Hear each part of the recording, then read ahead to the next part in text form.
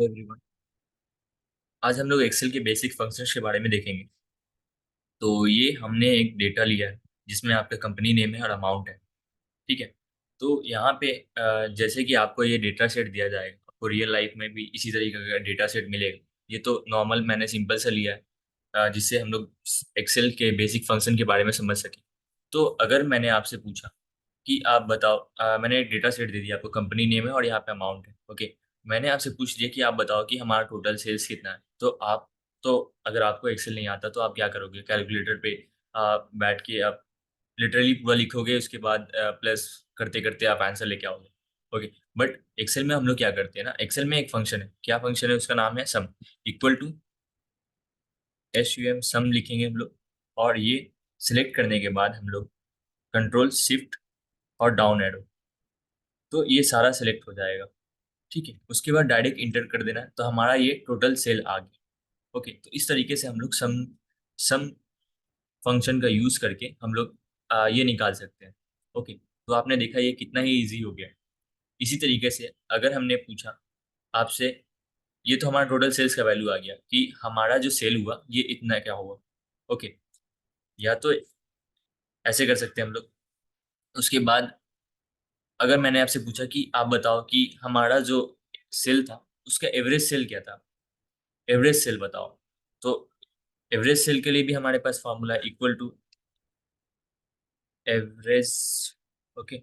और उसके बाद यहाँ से सेलेक्ट करो और ये सारा जितने का हम लोगों को एवरेज चाहिए वहां तक सेलेक्ट कर दो और उसके बाद इंटर। तो ये आपका एवरेज भी आ गया। ओके। तो इसी तरीके से हम लोग क्या क्या किया, टोटल सेल्स अगर किसी ने पूछा कि भाई साहब आप मुझे बताओ कि हमारा सेल कितने का था टोटल, तो आप, ये तो हमारे पास बहुत ही कम है। ठीक है, ये तो कम है तो आपने डायरेक्टली कैलकुलेटर से कर लिया।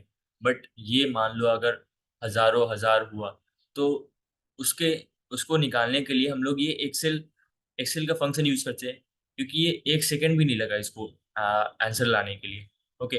तो इस तरीके से हम लोग यहाँ पे आंसर लेके आ जाएंगे। इसी तरीके से मैंने पूछा कि आप बताओ कि कितने कंपनी थे, मतलब how many companies were there. Okay.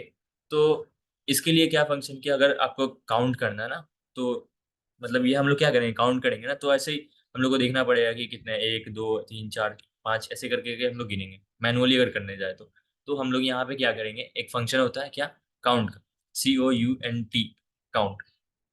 Okay. Count equal to COUNT, count. उसके बाद आप ये सेलेक्ट कर दो। ओके। तो ये आपका जीरो दिखा रहा है, ये आपका जीरो दिखा रहा है, क्यों, क्योंकि काउंट जो है ना, क्योंकि काउंट काउंट जो है आपका, यहाँ पे हम लोग समझते हैं काउंट और काउंट ए का डिफरेंस। ओके। काउंट ए का डिफरेंस समझते हैं, क्योंकि काउंट जो है ना हमेशा क्या करता है, नंबर्स को काउंट करता है। किसको, नंबर्स को सिर्फ काउंट करता है। ओके। नंबर्स को काउंट, और काउंट के ए क्या है, काउंट ए क्या होता है, non blank cell, non blank cell. तो ये जो हमारा JKAP ये सब क्या हमारा टेक्स्ट है, तो इसलिए इसने हमें आंसर क्या दिया, जीरो। तो हम लोग यहाँ पे क्या यूज करेंगे, काउंट ए का यूज करेंगे। Okay. Equal to COUNT, count A, और सारे को सिलेक्ट कर लिए। ओके। और यहाँ पे आप देखो कितने हमारे पास, कितने कंपनी थे, 15 कंपनीज थे। तो इस तरीके से हम लोगों ने इसका आंसर निकाल लिया। ठीक है। अगर ये चीज अगर नंबर होता, अगर हमें, जैसे कि ये है ना, अगर यहाँ पे हम लोग काउंट यूज करें, तो यहाँ पे देखो आंसर आ जाएगा आपका COUNT, काउंट। सॉरी, मैंने किसी भी फॉर्मूला के आगे हमें इक्वल टू लगाना ही है। ओके। इसलिए ये नहीं आ रहा।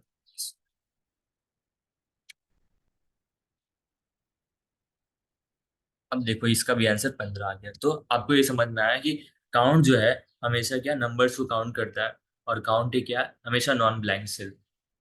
ओके। अगर आपको ऐसे भी समझना है, आप देखो यहाँ पे जैसे कि मैंने ले लिखा 1, ओके, 2 3। ओके।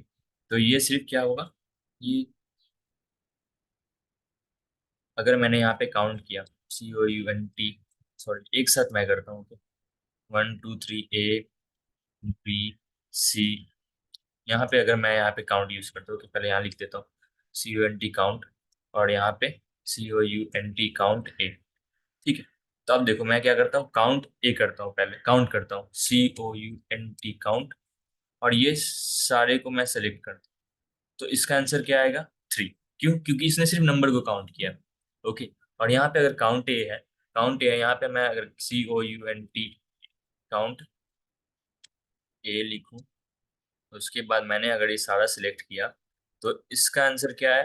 6, क्योंकि इसने नॉन ब्लैंक सेल्स, तो क्या नॉन ब्लैंक सेल्स को काउंट किया, मतलब जो ब्लैंक ना हो, वहां पे कुछ भी लिखा हो, ठीक है, तो वो उसको काउंट करेगा। इसलिए यहाँ पे आंसर क्या है? काउंट का आंसर 3 आया, यहाँ पे काउंट ए का आंसर 6 आया।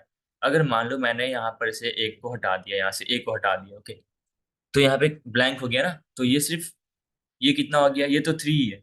ओके, नंबर तो 3 है, बट यहाँ पे जो नॉन ब्लैंक सेल है कितने? 5 है। तो इसलिए इसने काउंट ए का आंसर क्या दिया? 5 दिया। अगर मान लो मैंने यहाँ से हटा दिया 2 को, तो देखो आप, तो यहाँ पे 2 हो गया, मतलब सिर्फ नंबर्स को काउंट कर रहा है। ओके, काउंट भी क्या है? सिर्फ नंबर्स को काउंट कर रहा है, और नॉन ब्लैंक सेल्स को तो काउंट नहीं करेगा वो। ठीक है, काउंट ए है, नॉन ब्लैंक सेल्स को काउंट करता है ओनली। ओके, यहाँ पे आप लोगों को समझ में आया? तो अब इसके बाद चलते हैं कि अगर आपसे मैंने पूछा कि बताओ भाई, हमारा जो सेल था सबसे ज्यादा मैक्सिमम कितना सेल हुआ, कितने पैसे का हमारा सेल हुआ, कितने रुपए का सेल हुआ, सॉरी। तो अगर यहाँ पे हम लोग मैक्स करने जाए, इक्वल टू मैक्स, इसका भी सेम ही फंडा है। आप यहाँ से सिलेक्ट करो, तो आपको बता देगा कि मैक्सिमम सेल कितने का था। तो आपका ये वाला आंसर आ गया कि मैक्सिमम सेल हमारे पास कितने रुपए का था। इसी तरीके से मिनिमम को अगर लाना है, तो कुछ नहीं, सिर्फ मैक्स के जगह पे यहाँ पे मिन कर देना है, मिन, और वो जो सिलेक्शन था वो तो हमारा सेम ही रहेगा। तो मिनिमम कितने का था? 40,000 का हमारा सेल हुआ था। इसी तरीके से हमें चाहिए कि हमें चाहिए फर्स्ट लार्ज या सेकंड लार्ज, मतलब सेकंड हाईएस्ट सेल कितना था, थर्ड हाईएस्ट सेल कितना था।